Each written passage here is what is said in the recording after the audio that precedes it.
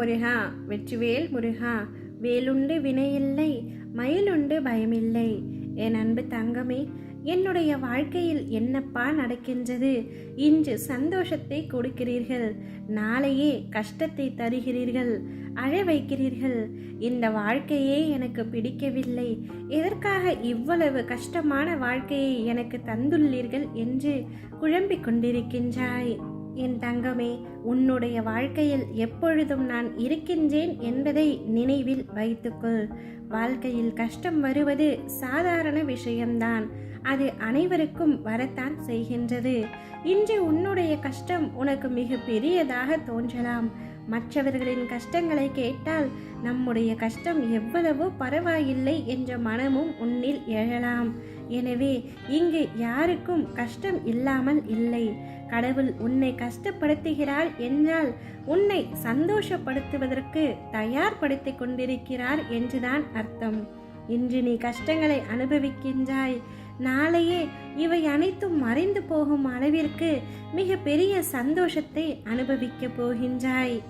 கஷ்டம் எப்பொழுதும் வாழ்க்கை முழுவதும் நிறைந்து இருக்காது. இதற்கெல்லாம் ஒரு முடிவே இல்லையா அப்பா என்றுதானே கேட்கின்றாய்.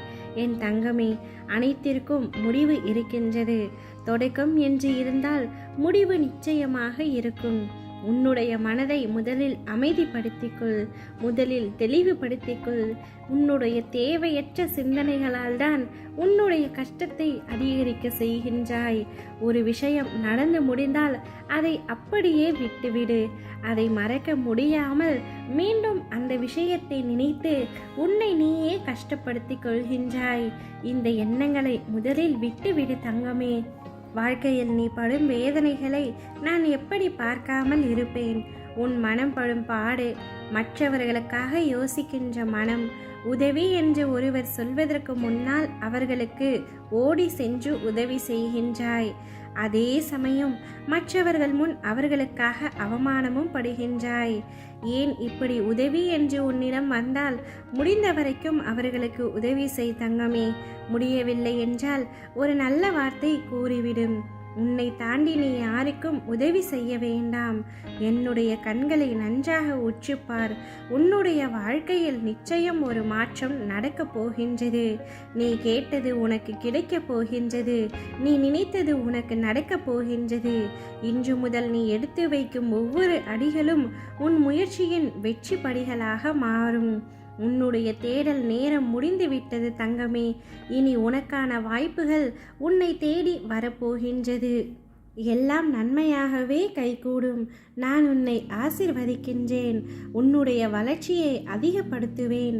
நீ மென்மேலும் சிறந்து விளங்கிட நிச்சயமாக நான் வழிவகுப்பேன். உன்னை பன்மடங்கு பெருக செய்வேன். உன்னை சூழ்ச்சியால் வீழ்த்தியவர்கள், துரோகம் செய்தவர்கள் முன் அவர்களே உன் வளர்ச்சியை கண்டு அதிசயிக்கும் வகையில் மேன்மைப்படுத்துவேன். அதற்கான தீவிர முயற்சியில் முழு வேகத்தோடும் ஈடுபாடோடும் உன்னை நீ தயார்படுத்திக்கொள் தங்கமே. நிச்சயம் உனக்கு வெற்றி கிடைக்கப் போகின்றது.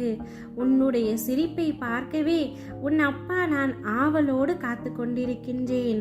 கூடிய விரைவில் நீ ஆனந்த கண்ணீருடன் எனக்கு நன்றி கூறப்போகின்றாய். நீ என்னிடம் எந்த விஷயத்தை திரும்ப திரும்ப கேட்டுக்கொண்டிருந்தாயோ அந்த விஷயத்தை நீ அடைய போகின்றாய். அதை உன் கைகளில் நான் ஒப்படைக்கப் போகின்றேன். அப்பொழுதுதான் நீ எனக்கு ஆனந்த கண்ணீருடன் என் அப்பா நான் கேட்டதை எல்லாம் கொடுத்து விட்டார் என்று கூற போகின்றாய். சந்தோஷமாக இரு தங்கமே. ஓம் முருகா, வெற்றிவேல் முருகா.